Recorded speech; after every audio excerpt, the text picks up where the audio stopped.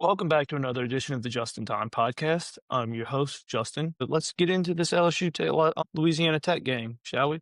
Was not the prettiest of games. We did come off with a win. There was a lot of positives, but there were also a ton of negatives. Your team should be getting better in week 2 as you move along. But Brian Kelly missed the memo, and our offense digressed. No, it's not digress. Regressed. They just had no flow. I get it that we had key offensive linemen on our already young offensive line go down early. We lost our star tight end, but your weapons are on the outside and you didn't use them. For 2 games now, you've yet to use our receivers. We need to be using our receivers. Our run game, with the way our offensive line is, our run game isn't going to be anything spectacular. Our offensive line is hot and cold. They can't block. If we don't have a misdirection in or 2 thrown in, our guys are getting overpowered by Louisiana Tech. That should never happen. Part of that is, to me, is coaching. Our offensive line coach has been really good when he's had really good offensive linemen and really terrible when he needs to develop his offensive linemen. I don't know what to say. Nuss had 237 yards passing, 1 touchdown pass, was 26 for 41, and had 1 interception. Now, the interception, it's not like he threw it directly to in double, triple coverage like he did past years. That one just took a bad bounce and landed right, and the defender was in the right place at the right time. We need to get more of our receivings into the game plan. We need to protect Nuss and give him more time to make a decision. But also, Nuss needs to figure out he's got legs. He needs to move.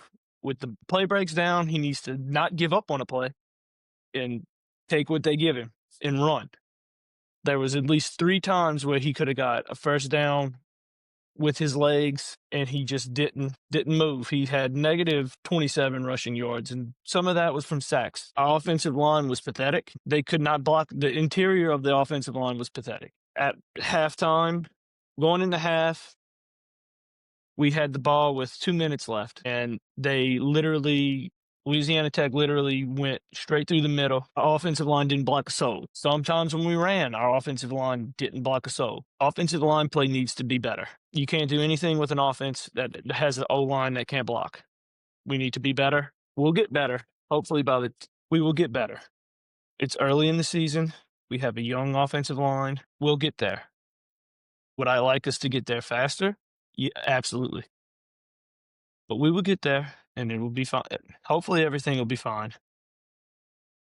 Let's get into some statistics. Harlem Berry had 6 carries for 56 yards. He was responsible for a 43-yard long run. Xavier Thomas got involved, 6 carries for 54 yards for 48. 48 was his longest run. What really surprised me here is Caden Durham. 13 carries, 29 yards, 1 TD. His longest carry was 5 yards. And then really nobody else really contributed more than a yard. Our receiving, Barryon Brown led with 8 receptions for 94 yards and 19-yard long. Aaron Anderson, 8 receptions, 73 yards, 23-yard long. Xavier Thomas had 4 for 35. His longest run after the catch was 15. Nick Anderson had 3 for 17 yards and a touchdown. His longest was 7 yards. Caden Durham, 2 receptions for 10 yards. His longest was 7.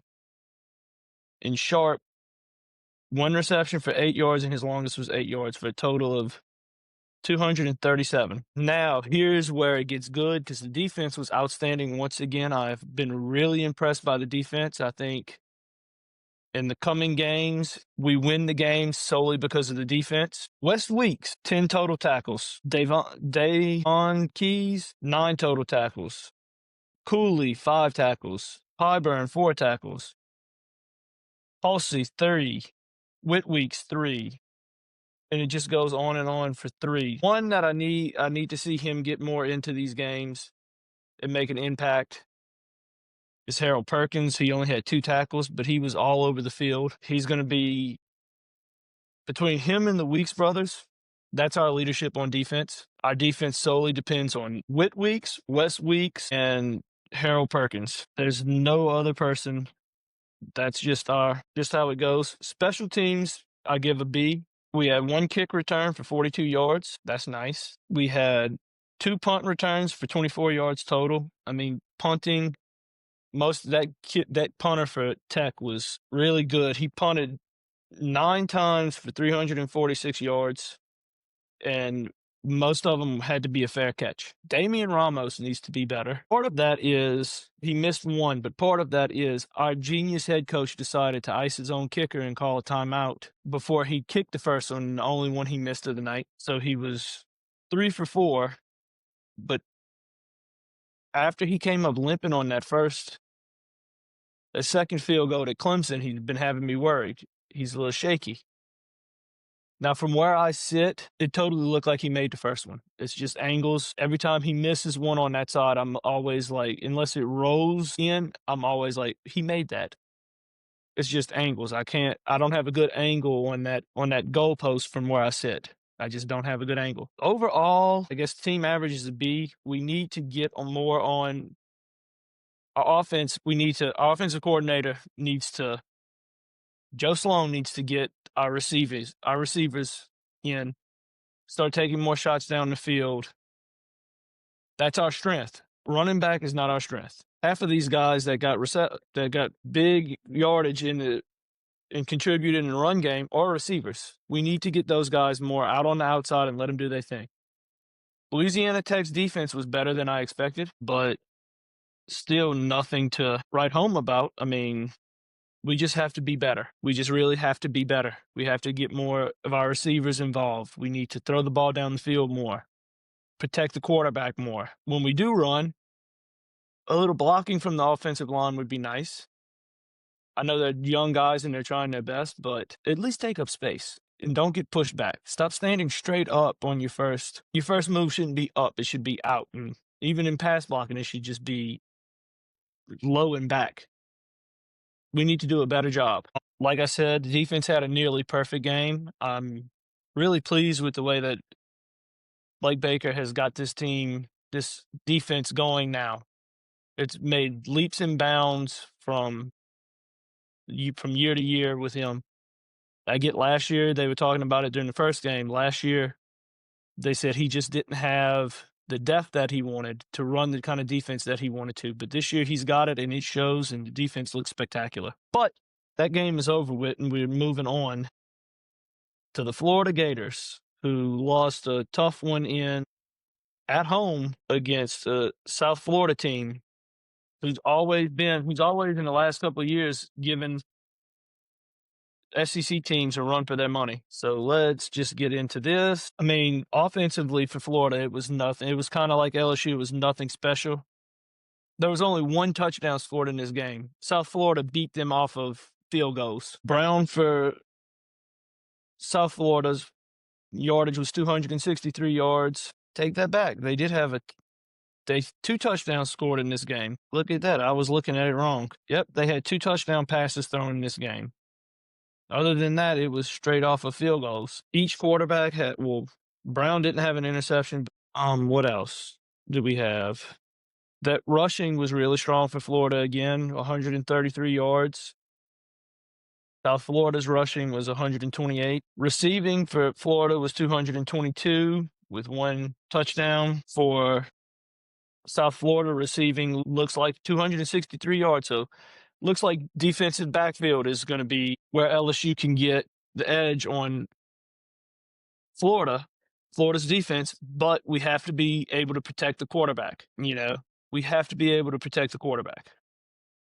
If we can protect Nuss even just a little bit and give him time to let a play develop and hit a receiver down the field, we can get this ball going. We can get this game going, and we can get it going, because I really think this is going to come down to a defensive battle. It's going to be whose defense is on the field for less of a time.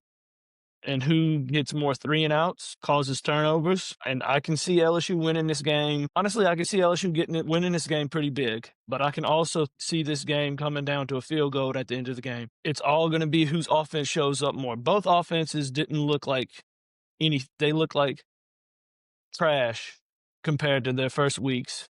Both offenses didn't look good. They didn't have good games. Both of these teams' offenses are going to be looked to bounce back. Florida's defense played well enough to have them have a lead at the end of that game, but they gave up a field goal.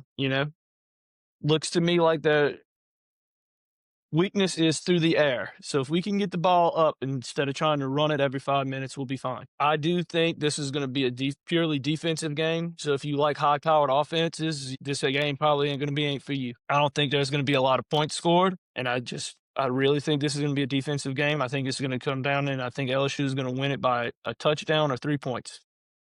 We're going to win it by a touchdown or a field goal. It's going to be a close one. It's going to be a hard-fought one. It's going to be a fun one.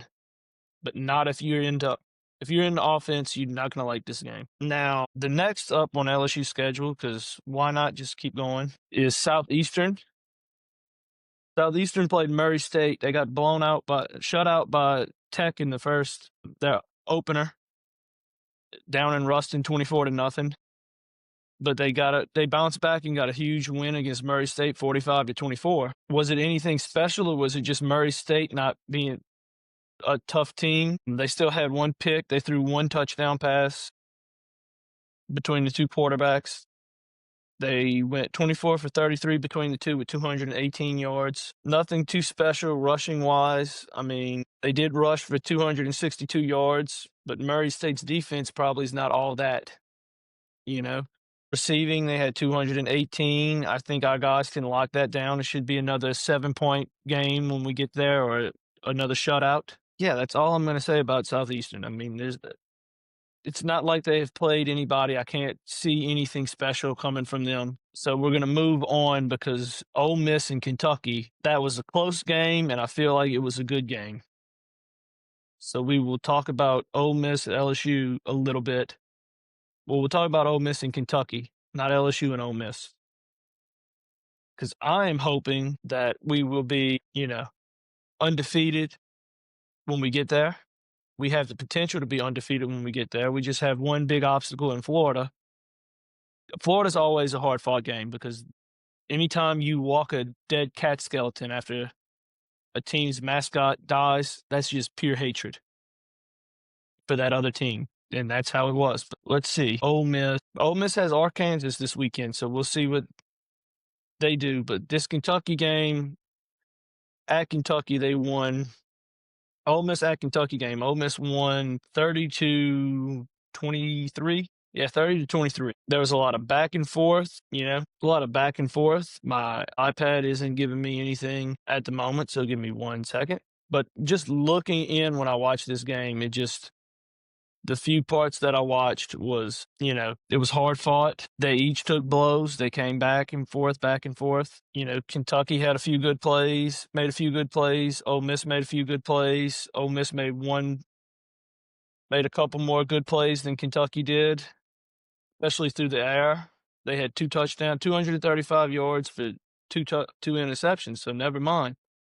They didn't. I read that wrong. They didn't have a great game through the air. They had 2 picks, 30-24 with 235 yards. They rushed for 220, though, which is a big thing. They had 3 touchdowns on the ground. This game was just back and forth. Both teams played clean-ish football, except for Ole Miss's 2 picks. Ole Miss is in the same point as us with kicking-wise. They were 3 for 4 field goals. Honestly, I think the biggest thing for LSU is going on the road at Ole Miss. It's always been good games in the last couple of years. I think if Brian Kelly can get this team going, it'll be great. I think it's a good thing when we get into October, we take a break before South Carolina comes to us. I just think it's going to be one of those games. When we get to Ole Miss, let's not look too far ahead, but when we get to Ole Miss, I think it's just going to be one of those hard-fought games like it always is.